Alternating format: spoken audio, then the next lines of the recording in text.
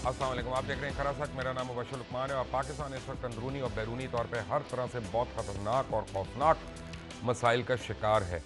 काफ़ी से जो मसाइल हैं उसका जो शुरू करने वाले हैं वो ख़ुद हम लोग हैं, ख़ुद हम पाकिस्तानी हैं, ख़ुद हमारे हुक्मरान हैं, ख़ुद हमारी अवाम है। और फिर हम दूसरों के ऊपर ब्लेम करते हैं। लोग कहते हैं कि जी ये CIA करा रही है, ये MI6 करा रही है, फलां करा रही है। लेकिन सच्ची बात यह है कि दवाइयों में मिलावट कौन कर रहा है? हम लोग कर रहे हैं। यहाँ पे खाने पीने की अशिया में मिलावट कौन कर रहा है? हम लोग कर रहे हैं। उनकी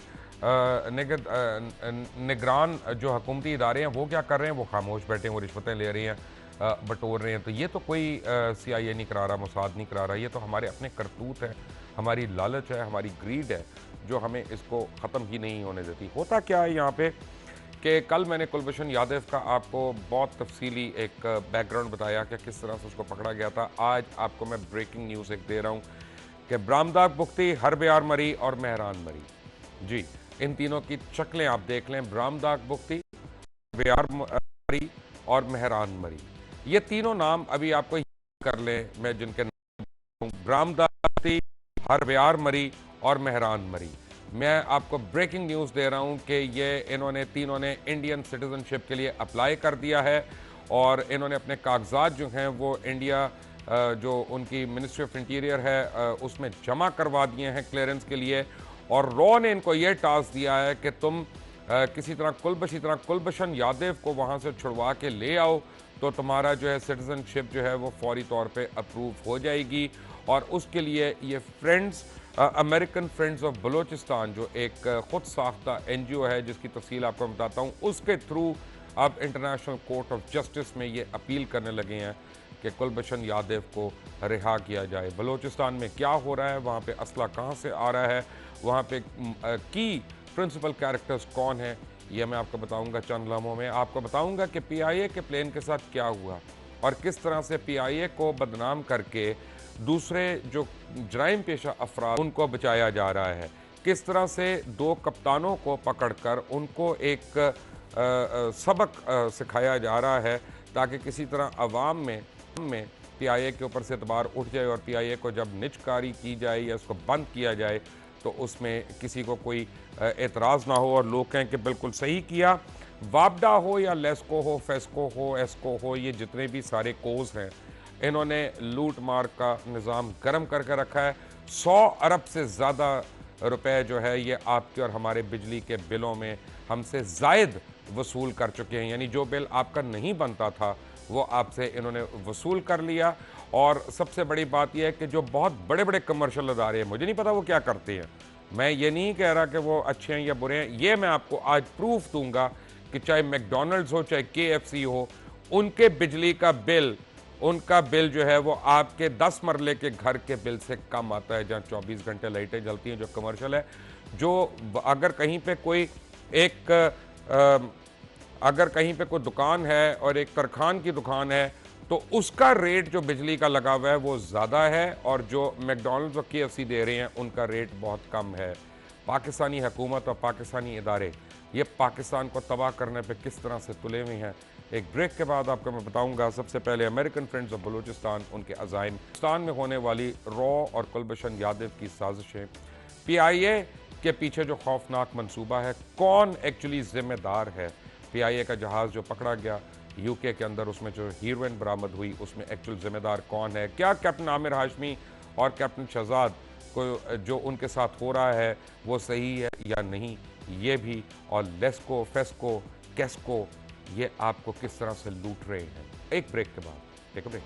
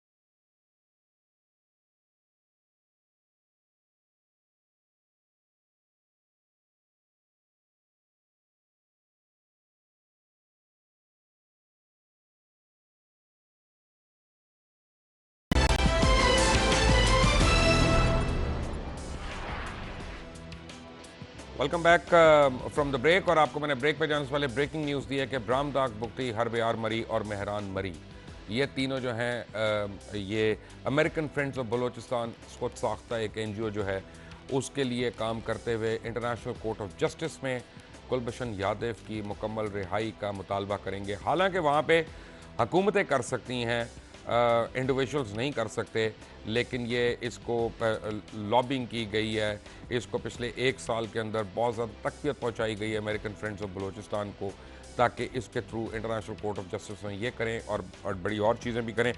मैं आपको बताऊं कि अमेरिकन फ्रेंड्स ऑफ बलोचिस्तान एक NGO है जिसका हेड क्वार्टर्स जो है वो वाशिंगटन DC में है। इस NGO का मकसद अमेरिकन और बलोच अमरीकियों को पाकिस्तान के ख़िलाफ़ एक प्लेटफॉर्म पर यकजा करके बलोचिस्तान की आज़ादी के लिए लॉबिंग और प्रोपेगेंडा करना है। नवाब अकबर बुगटी के बाद वाशिंगटन DC में इस NGO को अहमर मस्ती खान बलोच नामी एक शख्स ने बनाया। अहमर मस्ती खान वैसे तो एक सहाफ़ी हैं, उनकी पैदाइश रंगूनाबाद एक बलोच ख़ानदान में हुई, लेकिन ये सूबा बलोचिस्तान में बहुत ही कम रहे हैं। मस्ती खान को भारत, अमेरिका और इसराइल की हिमायत हासिल है। उनकी NGO शुमाली अमेरिका में बलोचिस्तान में दहशतगर्दी के लिए फंडिंग जमा करती है और भारतीय लॉबी के साथ मिलकर अमेरिकन कांग्रेस के अंदर पाकिस्तान के खिलाफ लॉबिंग करती है। कुलभूषण की गिरफ्तारी से पहले ये पहले एक अमेरिकन NGO थी जिसने पाकिस्तान मुखालिफ मुजाहरों का आगाज़ किया और इस एहतजाज को भारतीय मीडिया ने बहुत ही ज़ोर व शोर से यानी रिपोर्ट किया, इसको कवर किया।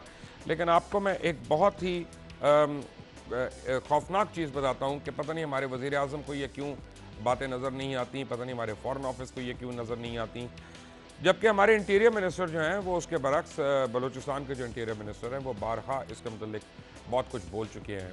उन्होंने क्या बोला बुगटी साहब ने, आपको दिखाता हूँ, वॉच दिस। बलूचिस्तान खुदा न खास्ता टूट रहा है, बलूचिस्तान जल रहा है। भाई बलूचिस्तान के 30 डिस्ट्रिक्ट आउट ऑफ 30 5 अजला में हालात अमन अमान की सूरत हाल कुछ बेहतर है, बाकी बलूचिस्तान में अमन है। और मैं शहजाद राय साहब अभी फरमा रहे थे कि कौन है जो घर में बैठ के घर को आग लगा रहे हैं, मैं आपको बताता हूं, वो इंडियन रॉ के एजेंट हैं जो उजरती कातिल बनकर बलोच कौम को दूसरे अकवाम के साथ लड़ा रहे हैं। जब कुलभूषण यादव को पकड़ा गया तो उसके पीछे एक बड़ा ग्रैंड ऑपरेशन था, बड़ी एक सीरियस किस्म का डिटेल्ड ऑपरेशन था और उसके थ्रू ये पता चला कि कुलभूषण यादव जो है बलूचिस्तान के अंदर वो क्या कर रहा था कि लोगों को रिक्रूट करके अफ़गानिस्तान लेके जाता था, ट्रेन कराता था, इंडिया लेके जाता था, वहाँ रॉ वाले जो है उनको ट्रेन करते थे, वहीं उनकी पनाहगाहें हैं, वहीं पे हथियार की ट्रेनिंग और माली लॉजिस्टिक्स उनको वहाँ से फराहम की जा रही थी। इसके मतलब आपको मैं तफसील से एक चीज़ दिखाता हूँ, वॉच दिस। पाकिस्तानी इंटेलिजेंस अदारों की तफसीली तहकीकात के बाद ये बात सामने आई कि भारत बड़ी मिकदार में हथियार 3 रास्तों से दहशतगर्द है। पहला रास्ता जिसे मकरान एक्सेस का नाम दिया जाता है, बड़ी तादाद में हथियार बहर अरब के जरिए तुर्बत और पंजोर तक पहुंचाए जाते हैं, जहां से ये हथियार BLA और BLF के हवाले कर दिए जाते हैं। इन हथियारों का एक हिस्सा जोब ले जाया जाता है जहां लश्कर बलूचिस्तान के नुमाइंदों के हवाले किया जाता है और फिर रूट टोको खुशदार, इस रास्ते में बहर अरब के जरिए हथियार खुशदार पहुंचाए जाते हैं, जहां से मस्तूंग और मस्तूंग से कोयटा पहुंचाया जाता है। कोयटा तक इन हथियारों की जिम्मेदारी UBA के जिम्मे है। रूट 3 को अफगानिस्तान एक्सेस भी कहा जाता है। भारतीय एजेंसी सबसे ज्यादा इसी रूट का इस्तेमाल करती हैं। इस रास्ते में कंदहार से असला स्पिन बोल्दक तक लाया जाता है, जहां से इसे मस्तूंग पहुंचाया जाता है। पाकिस्तानी एजेंसीज ने 2013 तक इस रास्ते से 8 टन बारूदी मवाद, 1210 एक्सप्लोसिव डिवाइसेस, 6199 लैंड माइंस और 108 खुदकश जैकेट्स पकड़ी। ये तमाम असला पाकिस्तान में तखरीबकारी के लिए इस्तेमाल होना था। बलूचिस्तान की सरहद के करीब 8 भारतीय काउंसलेट्स, कोई इत्तफाकी बात नहीं है, इन काउंसलेट्स का अव्वलीन मकसद जो है पाकिस्तान के अंदर दहशतगर्दी करना है। कुलभूषण यादव जो है उसने इस तमाम प्लॉट के ऊपर से पर्दा हटाया। मैं आपको दिखाना चाहता हूँ, कुछ चीज़ें दिखाना चाहता हूँ, उसके ऊपर आपको मैं ज़रा सा ब्रीफली एक्सप्लेन करूँगा कि बलूचिस्तान के अंदर हो क्या रहा है और ये किस तरह से सब कुछ हो रहा है। मसलन आपको बताऊँ कि इंडियन रॉ और बलूचिस्तान के जो यानी इंडिया के जो पालतू कुत्ते हैं वो बलूचिस्तान के अंदर कर क्या रहे हैं। असल में जब आप देखें तो इसकी जो इब्तदा है वो होती है कंदहार से, स्पिन बोल्देक से, ये चहार बरजक और जरजन में, यहाँ पे बलोच दहशतगर्द जो हैं पाकिस्तान के ख़िलाफ़ दहशतगर्दी की मनसूबाबंदी वो करते हैं और उनको अफ़गानिस्तान से बिला रोक टोक हथियार, गोला बारूद और धमाका खेस मवाद और पैसों की सप्लाई मिल रही है। बलूच दहशतगर्द जो है अफ़गानिस्तान में मौजूद पनाहगाहों से पाकिस्तान में दहशतगर्दी की कार्रवाइयाँ करते हैं और उन्हें दुश्मन खुफिया एजेंसीज़ की मदद हासिल है, जैसे अभी मुफ्ती साहब ने आपको बताया। अब यानी इसमें आपको बताऊं कि बहुत से ऐसे लोग हैं जिनको पकड़ा भी जा चुका है, जैसे असलम अच्छू ने ज़ियारत में कायद आज़म मोहम्मद अली जिन्ना की रिहाइशगाह पर हमले की जिम्मेदारी कबूल की। उसी ने बोलान बलूचिस्तान में अगस्त 2013 में 13 मुसलमानों के मुसाफरों के लिए कत्ल का हुक्म दिया। अफ़गान खुफिया एजेंसी NDS ने मरी कबीले के BLA के दहशतगर्दों के लिए कंदहार में एक दफ्तर खोल रखा है और उन्हें मॉनिटरी और मेडिकल इमदाद वहाँ पे फराम करते हैं। यहीं पे 9 जून 2013 को बलोच दहशतगर्द कमांडर गुलबहार बुख्ती और रमज़ान बुख्ती ने डिस्ट्रिक्ट शुराक के अलसवाल अब्दुल नाफे बारिश ने कंदहार के IGP अब्दुल राज़िक से मुलाकात की और IGP अब्दुल राज़िक ने अब्दुल मुनाफा बलोच को दहशतगर्दों की हर मुमकिन मदद का हुक्म दिया और बलोच दहशतगर्दों को $5000 फ़ी कस माहाना माली इमदाद देने का भी हुक्म उन्होंने सादर किया। अब ये सारी इंटरेस्टिंग बातें हैं, लेकिन पाकिस्तान में ये जो कमांडर राज़िक है इसके बड़े ताल्लुकात हैं। उसकी एक वजह यह है कि महमूद खान अचकज़ई जो है उनका ये फर्स्ट कज़न है, ये IG है वहाँ की पुलिस का, और जो खुफिया एजेंसी है जो रॉ के साथ मिलकर पाकिस्तान में दहशतगर्दी करती है। अब महमूद खान अचकज़ई से उसका क्या ताल्लुक़ है और उसके ताल्लुकात कैसे हैं, मैं आपको ज़रूर दिखाता हूँ, और इलेक्शन में कैसे मदद की उनकी उन्होंने। महमूद खान अचकज़ई के एक बयान ने पूरे मुल्क में हलचल मचा दी जब उन्होंने अफ़गान टाइम्स को इंटरव्यू देते हुए ये कहा कि खैबर पख्तूनख्वा जो है पाकिस्तान का जो सूबा है वो अफ़गान लोगों का हिस्सा है और वो जहाँ चाहें उसमें जब चाहें आ जा सकते हैं और बिला खौफ व ख़तर रह सकते हैं। उन्होंने ये भी कहा कि यहाँ पे उनको हिरासा अगर किया जाए पाकिस्तान में तो वो KPK आ जाएं। महमूद खान अचकज़ई ने हमेशा पाकिस्तान और पाकिस्तान के ख़िलाफ़ और पाकिस्तान के जो इदारे हैं उनके ख़िलाफ़ ही ज़हर उगला है। कमांडर अब्दुल रज़ाक अचकज़ई ये मशहूर ज़माना अफ़गानिस्तान इंटेलिजेंस कमांडर होता था और इसका ताल्लुक अफ़गानिस्तान मिलिशिया ग्रुप से था जो 4 से 5000 लोगों पर मुश्तमिल। उस पर यह इल्ज़ाम है कि उसने पाकिस्तान तोड़ने की साजिश में मुलव्वस रहा और बारहा उसने ये साजिशें की। उनके मतलब ये भी कहा जाता है कि ये रॉ के एजेंट्स को ट्रेन करके क्वेटा और बलूचिस्तान के अंदर पहुँचाते रहे। पाकिस्तान के बारे में बयानात मौजूद हैं उनके कि किस तरह KPK और पंजाब को तोड़ना चाहिए। I'm actually quite curious about is, there's a lot written about you. You're quite a notorious person. And کلاً چی 14 بار بالا سر شما یعنی انتحاری میشد. یعنی شما کلاً مثل که زیاد خیلی حمله شده به سمت شما. فرما باندې ډېر انتحاري حملې شوي دي، خو زه اوس هم وایم چې 100 واره نوره باندې وشي چې ژوندی یم د پنجاب دښمن یم. در هغه ساعت چې ژوندی یم زه افغانان باید چې په دې پوه کړم چې د پنجابیان زموږ وطن روغ نه کړي او پنجاب زموږ دښمن دی. که مې 100 واره نوره باندې وکړي چې دا یو رګ مې ژوندی یم دا وایم چې پنجاب. ये शख्स हमेशा पाकिस्तान तोड़ने की बात करता है, पाकिस्तान के ख़िलाफ़ बात करता है और सपोर्ट करता है जमहूरियत और आइन के पासदारी करने वाले सबसे बड़े अलमबरदार महमूद खान अचकज़ई को। जी ये वही है जो अफ़गान इंटेलिजेंस और इंडियन इंटेलिजेंस ने 2013 में जिसको बहुत हेविली फंड किया था इसकी इलेक्शन कैंपेन को। उस वक्त की बात कर रहा हूँ। इनको 2 लैंड क्रूज़र गाड़ियाँ गिफ्ट की गई, $30 लाख कैश भी दिया गया, इनको बुलेट प्रूफ गाड़ियाँ मिली, इनकी नंबर प्लेट भी नहीं है। हाँ, वहाँ नंबर प्लेट लगाने का रिवाज ही नहीं है, ट्राइबल एरिया में इश्यूज़ ही नहीं है नंबर प्लेट का, लाइसेंस का, टैक्स का। उनके इलेक्शन पैम्पलेट वहीं छपे, यानी अफगानिस्तान के अंदर छपे और वहीं पे उनकी कैंपेनिंग हुई और वहीं से हुई और वहाँ पे ये बताया गया लोगों को कि ये हमारे दोस्त हैं, हमारे भाई हैं, इनकी मदद करनी है पाकिस्तान के अंदर। उन्होंने एक इलेक्शन मुहिम के दौरान चमन का खसूसी दौरा किया, ये महमूद खान अचकज़ई ने, और हाजी हबीबुल्लाह मुलज़ई के घर क़याम किया और 7-8 मई को की रात को 2 बजे अचकज़ई साहब ने कमांडर रज़ाक अचकज़ई के साथ मुलाकात की और इस मुलाकात में उनके करीबी साथी हाजी हबीबुल्लाह मुलज़ई भी साथ थे। यानी आप ये देखें किन किन लोगों से मुलाकातें हो रही हैं और जो ऑन रिकॉर्ड हैं पाकिस्तान के ख़िलाफ़ और उनके अज़ाइम जो हैं वो सारा कुछ। इनके घर के 2 दरवाजे, यानी जिसके घर के मुलाकात हुई वो जैसे ड्यूरन लाइन में पहले होता था कि एक घर का दरवाज़ा जो है पाकिस्तान के बॉर्डर के अंदर है, 2 दरवाजे जो हैं वो अफ़गानिस्तान के अंदर हैं। और इस बात का यकीन दिलाया, उनको जो पैसे दिए जा रहे हैं उसके बाद वहाँ के चमन के ताजरों को मजबूर किया गया, हिरासा किया गया कि वो इन्हीं की मदद करें। ये गाड़ियाँ जो आप देख रहे थे ये भी बरास्ता चमन कोयटा में उनको भेजी गई वहाँ पे कि इनकी ड्यूटी वगैरह कोई नहीं पे हुई, ये स्मगल्ड है। अब महमूद खान अचकज़ई पाकिस्तान के ऊपर ओपनली इतना ज़्यादा जहर उगलता है, और हुकूमत पाकिस्तान के जिन लोगों का काम है कि हमारे नैरेटिव को आगे लेके आना, हमारी बात को आगे पहुँचाना, हमारे दुश्मनों की बात को रद्द करना या पाकिस्तान की सालमियत के लिए खड़े होना, वो सब के सब खामोश हैं, उन सब को चुप लग गई है। प्रॉब्लम ये है यहाँ पे कि महमूद खान अचकज़ई जो है वो अकेला नहीं है। अब उसने बहुत से अपने रिश्तेदारों को मुख्तलिफ ओहदे दिलवा दिए हैं यहाँ पे, और ये मियाँ नवाज शरीफ को पता है, बल्कि उनके आशीर्वाद से ये सब कुछ हो रहा है। अब जो रॉ की मदद से सब कुछ ये कर रहा है, मियाँ नवाज शरीफ उसके हाथ क्यों मजबूत कर रहे हैं, ये तो उसका सवाल तो मियाँ साहब दे सकते हैं। मैं आपको दिखाता हूँ महमूद खान अचकज़ई के रिश्तेदार कौन। इस वक्त जमहूरियत का हाल ये है कि वो पाकिस्तान के MNA हैं और बड़े काबिल एतबार और काबिल एतमाद साथी हैं जनाब नवाज शरीफ के। महमूद खान अचकज़ई के भाई जो हैं मोहम्मद खान अचकज़ई, वो गवर्नर हैं बलूचिस्तान के। उनके भाई अमीर खान अचकज़ई भी MP है और वज़ीर मनसूबाबंदी और तरक्यात। उनके भाई मजीद खान अचकज़ई MP है। उनकी बीवी की भाभी भी MP है सपोज़ई अचकज़ई। उनकी बेगम की बहन भी पानेज़ई वो MNA है। और इनका एक साला मैनेजर कोयटा एयरपोर्ट है काजी अचकज़ई। इनका एक भतीजा डिप्टी डायरेक्टर गवर्नर हाउस है जाहिद खान अचकज़ई।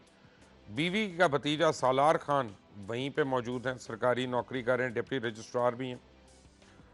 एक पहले कज़न काजी जमाल इनकी बेगम के, वो भी यहीं पे एडजस्ट है। मीर वाइस खान अचकज़ई वो डायरेक्टर हैं कैस्को में, भतीजा इनके। खावर खान की बेटी 17 ग्रेड ऑफिसर PND में है, वो इनकी भतीजी हैं। मुस्तफ़ा कमाल अचकज़ई वो रजिस्ट्रार हैं। अमानुल अचकज़ई प्रिंसिपल लॉ कॉलेज हैं, वो भी इनके करीबी रिश्तेदार हैं। नवाब खान अचकज़ई MD BF है, वो भी इनके करीबी रिश्तेदार हैं। यानी सब कुछ पाकिस्तान, फंड्स पाकिस्तान से लेना, हर चीज़ पाकिस्तान से लेना। अब और प्रॉब्लम यह है कि ये सब कुछ होते हुए हमारी एजेंसीज को नज़र आ रहा है, लॉ इन्फोर्समेंट को नज़र आ रहा है, हमारी पार्लियामेंट को नज़र आता है, हमारी सेनेट को नज़र आता है, हमारी हुकूमत को, हमारे हुक्मरानों को नज़र आता है। हमें जब पता है तो उनको कैसे नहीं पता। अगर वो सारे इसके ऊपर चुप करके बैठे हैं तो इसका क्या मतलब होना चाहिए, ये तो फैसला आपने करना है। लेकिन जब ब्रेक से आएंगे तो आपको दिखाऊंगा कि किस तरह बिजली के नरखों में आवाम को 100 अरब रुपए का टीका लगा दिया गया और वजीरों की हठधर्मी जारी है। एक ब्रेक के बाद, एक ब्रेक।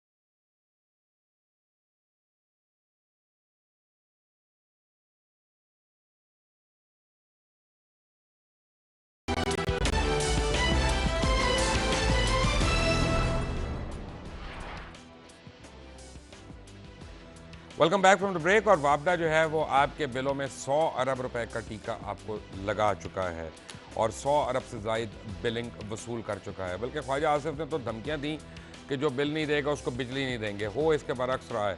पंजाब में सबसे ज़्यादा रिकवरी है। पंजाब में 98% रिकवरी है बिजली के बिलों की, लेकिन पंजाब में सबसे ज़्यादा लोड शेडिंग है। पंजाब की सनत सबसे ज़्यादा तबाह हो रही है। इस्लामाबाद और लाहौर में आईएसको और लेस्को घरेलू सार्फिन से पी कार्स में 15 रुपए फ़ी यूनिट चार्ज कर रही हैं। मैं आपको बिल्स दिखा रहा हूं आज आपकी स्क्रीन के ऊपर। ऑफ पी कार्स में 9.25 पैसे रुपए फ़ी यूनिट चार्ज किया जा रहा है, लेकिन पेशावर में पेस्को जो है वो 18 रुपए फ़ी यूनिट चार्ज कर रहा है, और जबकि ऑफ पी कार्स में 12.5 रुपए फ़ी यूनिट चार्ज किया जा रहा है, जो कि कमर्शियल यूनिट के रेट से भी ज़्यादा है। पेशावर और केपीके के लोगों के साथ क्यों जुल्म हो रहा है इसका मुझे नहीं पता। एक तो छोटे सूबों में हद से ज़्यादा लोड शेडिंग की जा रही है, और दूसरी जानिब ओवर बिलिंग बहुत ही नाइंसाफ़ी है केपीके के साथ। छोटे कमर्शियल सारिफ से 16 रुपए फ़ी यूनिट बगैर टैक्स के चार्ज किया जा रहा है, और हैरानकुन तौर पर इंटरनेशनल फास्ट फूड चेन्स यानी मैकडोनल्ड्स और KFC से पी कार्स में 15 रुपए यूनिट फ़ी यूनिट चार्ज किया जा रहा है, और ऑफ पी कार्स में 9.25 रुपए फ़ी यूनिट चार्ज किया जा रहा है, जो कि घरेलू रेट है बेसिकली। हालांकि इन फूड चेन्स को कमर्शियल यूनिट वाला चार्ज लगाना चाहिए था, जिनमें से सिर्फ एक फ्रेंचाइज से अंदाजन माहाना 1.5 लाख की बिलिंग की मद में कौमी खजाने को नुकसान हो रहा है, और ऐसी ना जाने कितनी दर्जनों हैं। मैं तो सिर्फ 2 के नाम लिए। क़याम पाकिस्तान में से मैकेनिकल मीटर्स 3 कंपनियां बना रही थीं, और अब हालिया दौर में डिजिटल मीटर्स लॉन्च किए गए, जिनका ठेका जो है कई कंपनीज को दिया गया। सिर्फ गुज़िश्ता साल में 7.5 लाख मीटर्स ख़राब हुए हैं। किसी का मीटर तेज़ चल रहा है, किसी का मीटर डिफ़ॉल्ट कर जाता है, और वापडा वाले अपनी मर्ज़ी के यूनिट डाल देते हैं। यूँ दोनों हाथों से अवाम के खून पसीने की कमाई को लूटा जा रहा है। बिजली पैदा करने वाले गैर मुअस्सर सरकारी जेनकोस जो हैं अपनी काबिलियत से 35% बिजली कम पैदा कर रही हैं, और वही गर्दिशी कर्जे का सबसे बड़ा सबब है। और ये गर्दिशी कर्जा अब 455 अरब रुपए तक पहुंच चुका है। 2012 से 2014 तक इन जेनकोस ने 1.54 अरब यूनिट, जिसकी कीमत 17.73 अरब रुपए बनती है, ऑक्सिलरी कंजम्पशन और स्टैंड बाय मोड की मद में ज़ाया किए, और उसका खुमियाजा जो है वो आवाम को भुगतना पड़ा। नेपरा हुकाम का कहना है कि रेगुलेटर का मुतालबा 100% रिकवरी है, जो कि आसान काम नहीं। नेपरा ने तमाम डिस्कोस को 15.2% लाइन जो है सारिफ से वसूल करने की इजाज़त दी हुई है। 1% लॉस का मतलब है 15 अरब रुपया, यानी डिस्कोस इस वक्त 225 अरब रुपया सार्फिन से वसूल कर रहे हैं, जबकि हुकूमत चाहती है कि ये लॉसेस 18% सार्फिन से वसूल किए जाएं, जो बढ़कर 270 अरब रुपए बन जाती है।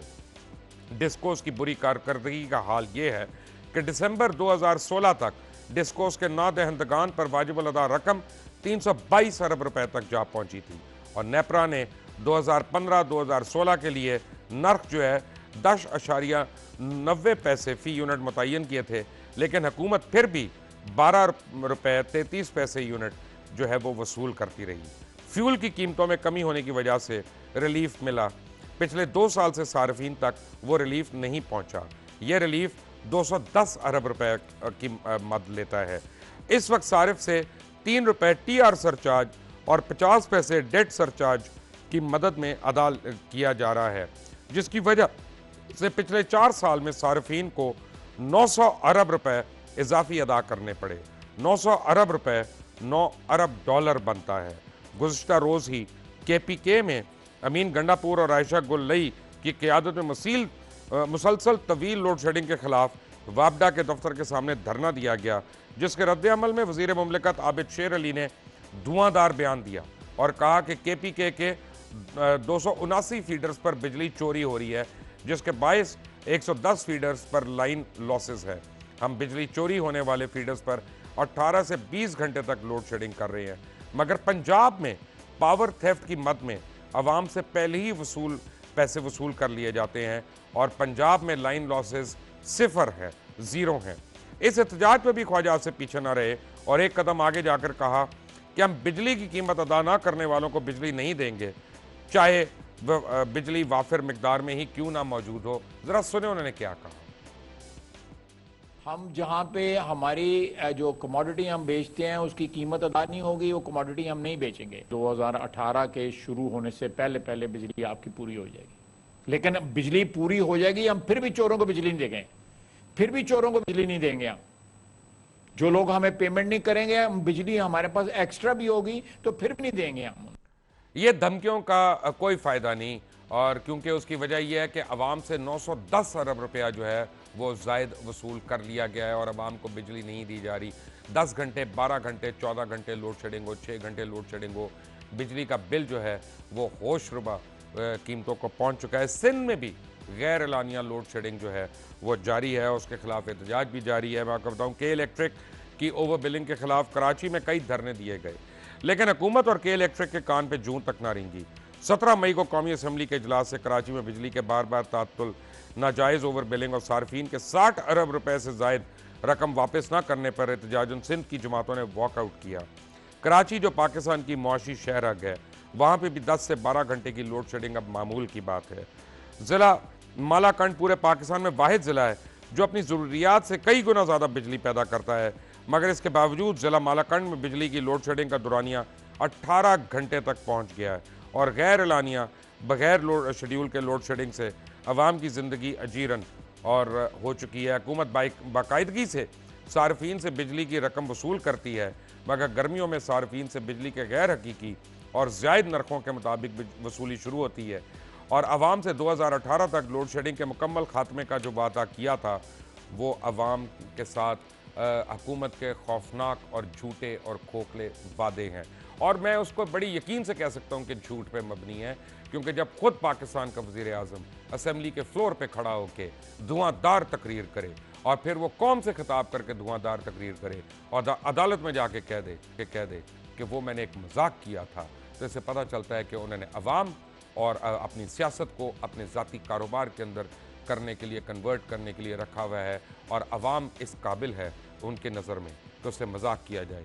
अगर अवाम ने अब भी अपना हक नहीं लेना तो फिर इनमें और ब्रॉयलर मुर्गियों में क्या फ़र्क रह जाएगा, यानी आप में और ब्रॉयलर मुर्गियों में जिसकी उम्र 40 दिन तक की होती है, उसमें क्या फ़र्क रह जाएगा, ये आप ही इसका जवाब दे सकते हैं। एक ब्रेक के बाद आएंगे तो निजकारी किस तरह से बेहतरीन इंतकाम है। एक ब्रेक।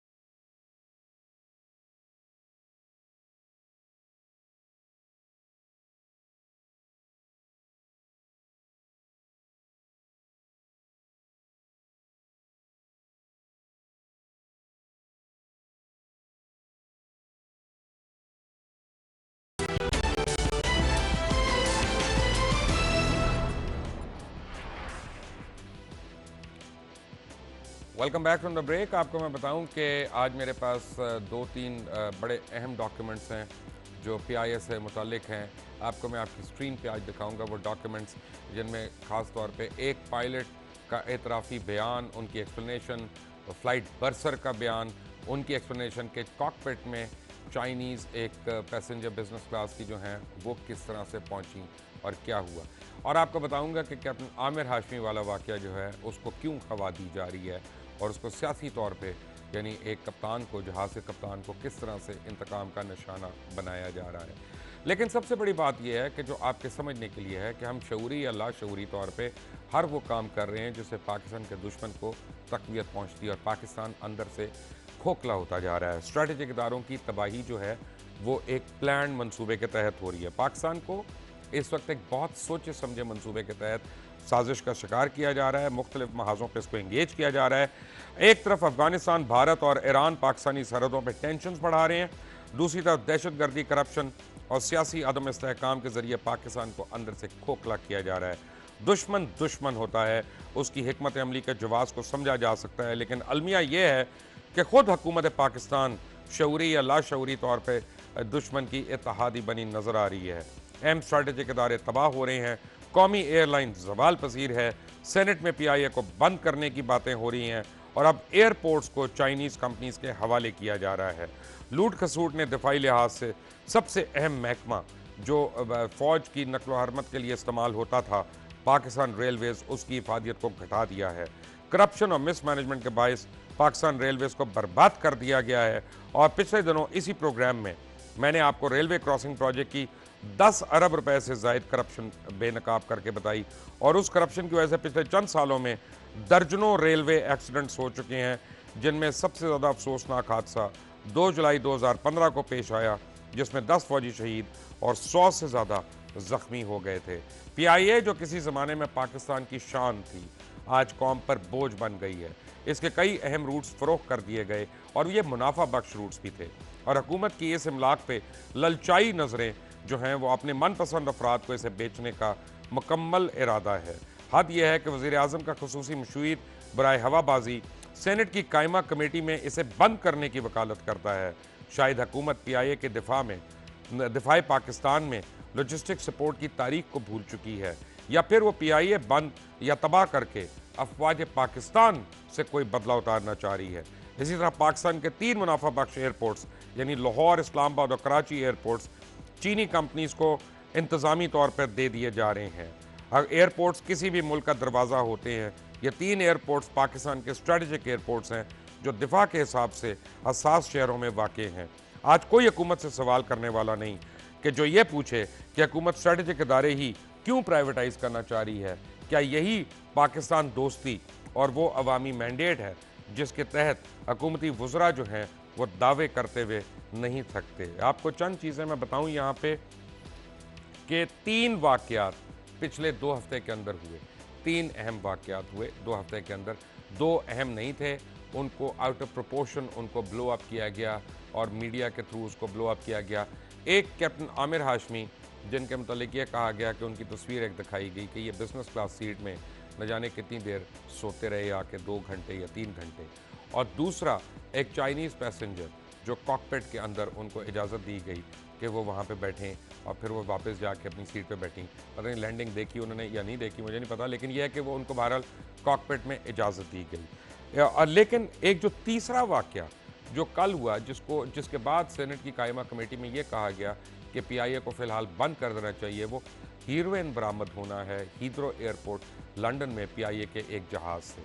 अगर आप उस जहाज़ की तस्वीर देखें जो मीडिया पे शाई हुई, प्रिंट मीडिया में शाई हुई या टेलीविज़न पे दिखाई गई, तो आपको पता चलेगा हीरोइन जो है उन पैनल्स पे यानी छुपाई गई थी जहाँ पे पैसेंजर्स का एक्सेस नहीं है।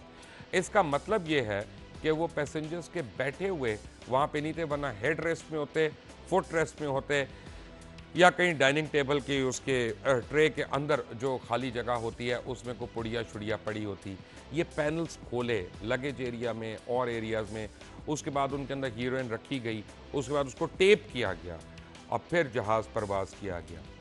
बहुत बुरी बात है, गलत बात है, क्रिमिनल एक्टिविटी है।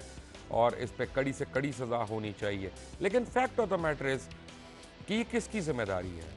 जब ये जहाज़ टेक ऑफ हुआ, इसको कस्टम्स ने कैसे क्लियर किया? इसको FIA ने कैसे क्लियर किया?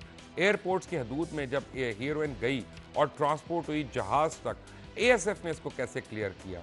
क्या ASF, कस्टम्स और जो FIA के हुकाम हैं और जो सारे वहाँ पे आपको लाइटर तक नहीं लेके जाने देते, आपको माचिस की तीली नहीं लेके जाने देते, आपको छोटी कैंची आपके बैगों से स्कैन करके निकाल देते हैं, आप यानी सेंट हो या आप नेल पॉलिश रिमूवर लेके जा रहे हों और वो उसको सर्च करके उसको वहाँ पे निकाल देते हैं। इतनी बड़ी तादाद में ये कोई 2 पुड़ियाँ हीरोइन की नहीं है, ये कोई 4 आउंस जो है वो हशीश नहीं है कि आदमी ने 2 सिगरेटों में भर के उसको अपने साथ ले गया।